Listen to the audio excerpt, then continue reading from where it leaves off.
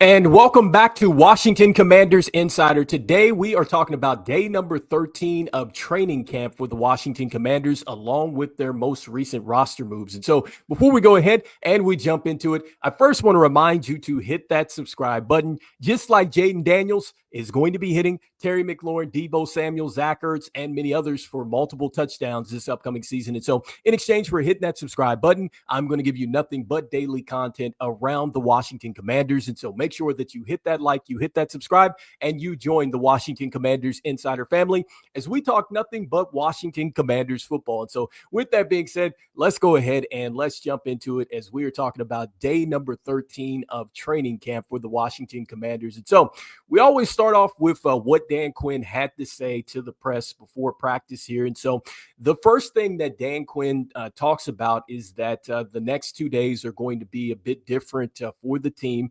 because they are going to start a walkthrough today, or they started a walkthrough in today's practice to get ready for the burgundy and gold inter squad game that they're going to have here tomorrow. And so he talked about just what that is going to mean for the team. And so one of the things that Dan Quinn talks about with this is that it's a chance to really go out and develop leaders, because it looks like that they're going to, split up the team. You're going to have certain coaches that are going to be doing some different things as far as making play calls and stuff like that. So it really sounds like it's a chance for coaches to really develop that way. And also, too, I think it's a way in which, the team, I think, comes together a little bit more, too, as well. And then so the next thing that he talks about with this is that for the players, you're going to get competition. And so they're going to be in certain situations and things like this when they're going through this burgundy and gold type of game. And so he says to think of it like a joint practice, but it's going to be just between the team here. So excited to see that.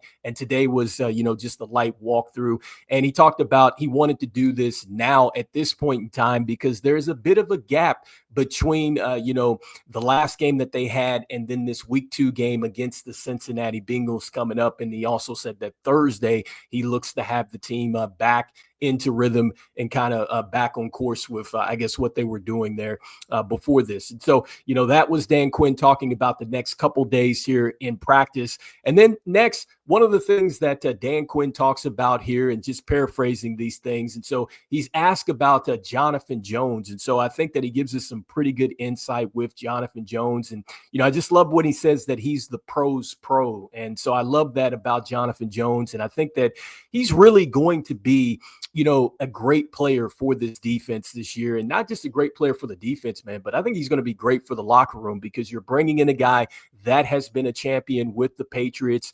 And he talked about his versatility, and I'm talking about Dan Quinn here, where he said that he's, a guy that can line up inside and outside. He's a guy that can play the ball down the field. So, I think with Jonathan Jones, going to be terrific if you need to sub him in, which I think that they're definitely going to do so in some packages. But more importantly, I think with Jonathan Jones, he really gives you some insurance here that if a player does go down in the secondary, he can step in and start for you. Then also, too, if we do have a struggle here, with our young rookie in Trey Amos, which I don't think that that's going to happen, he can certainly step in there. Or if something happens with Marshawn Lattimore, you can go ahead and throw Jonathan Jones out there really anywhere. And so I love that. And so just giving us some insight with that. Next thing here, he's talking about Trey Amos. And so he was asked about him.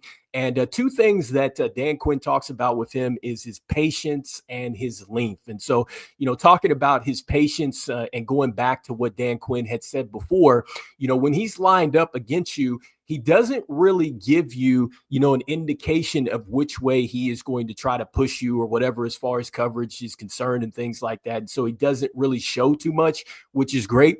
I guess talking about, younger players coming up, with the anticipation of the snap and stuff like that, maybe showing you a little bit too much here. And so that is something that he talks about with Trey Amos is his patience. Next thing he's talking about is length and, just generally how he's able to use that to get back into plays and track the football or whatnot.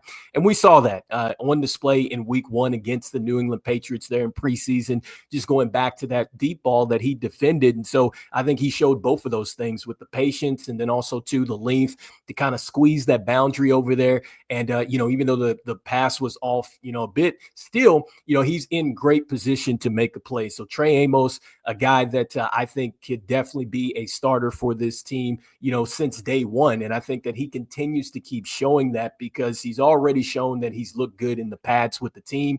He's shown that he can be good here in preseason action. And so now I think the test for him is what is he going to look like come week 1? Because I do think he is going to be our starter here alongside of Marshawn Lattimore on the outside. And I'm hoping that the Cincinnati Bengals do run, their big receivers out there as well. So I think Jamar Chase and T. Higgins, I feel like that would be another good test for Trey Amos in the secondary. And so next thing here, I wanted to go ahead and I wanted to talk about just the roster moves here because there was definitely some activity for the Washington Commanders. And so let's go ahead and just start with the players that were released here. And so starting with the most notable name, you have linebacker Dominique Hampton, who was released here. And so, I think that, when we look at Dominique Hampton and just looking at what the Washington Commanders wanted to get with Dominique Hampton, they were looking for, a hybrid defender, a guy that could, go back, he could cover, a guy that can get down into the box and things like that. And so, I guess it just wasn't a good fit. In fact, Dan Quinn says that, when it's not going to fit, you want to give the player the chance to go out there and do his thing. And so meaning that you want to give Dominique Hampton a chance to go out there and find another team to latch onto. And so hopefully, with Dominique Hampton, he's able to go out there and get another opportunity. The next thing too, the Washington Commanders, they released Alan George. And so he was released. And then also too, they released defensive end here, Villamy Fiaco. And so he was released as well. And so 3 players right there that were released. And then also too, they have 3 players that they signed. And so the first player that the Commanders went off and signed was Duke Rowley. So we talked about that yesterday, and an experienced linebacker coming in here. And let's see what happens. I mean, you released Dominique Hampton. You still got plenty of preseason football left. And you also have plenty of practices to go out here and evaluate. I do think that the linebacking group is something that the Commanders are certainly looking to see, hey, can we add, some more versatility here? And so let's see what Duke Rowley can do. And so the next player that was also picked up here by the Washington Commanders was Antonio Hamilton. And so Antonio Hamilton, senior, actually coming in as a cornerback. And so linebacker, cornerback, they bring him in as well. So the next thing that the Commanders also brought in too is another cornerback in Essang Bassi. And so he comes in at corner. And so 2 corners and also to a linebacker. That is the roster changes so far for the Washington Commanders. Let's see how this plays out with these players. And so once again, 2 corners and a linebacker coming in. And so you guys let me know in the comments here what you guys are thinking here. What do you think about Essang Bassi, cornerback coming in here? You also have, once again, Duke Rowley, linebacker. Love to hear what your thoughts are and if you think that these guys are eventually going to be impactful players for the Washington Commanders at some point. And also, too, there were a couple of moves with the IR as well. And so we talked about this yesterday with Lucas Niang, and so he is on the IR. And then you also, too, have Kayvon Seymour as well. He was also on the reserved or injured list. And so anyway, you guys let me know in the comments what you guys are thinking. And as we always say, look, go Commanders, and I will see you guys on the next one. All right, peace.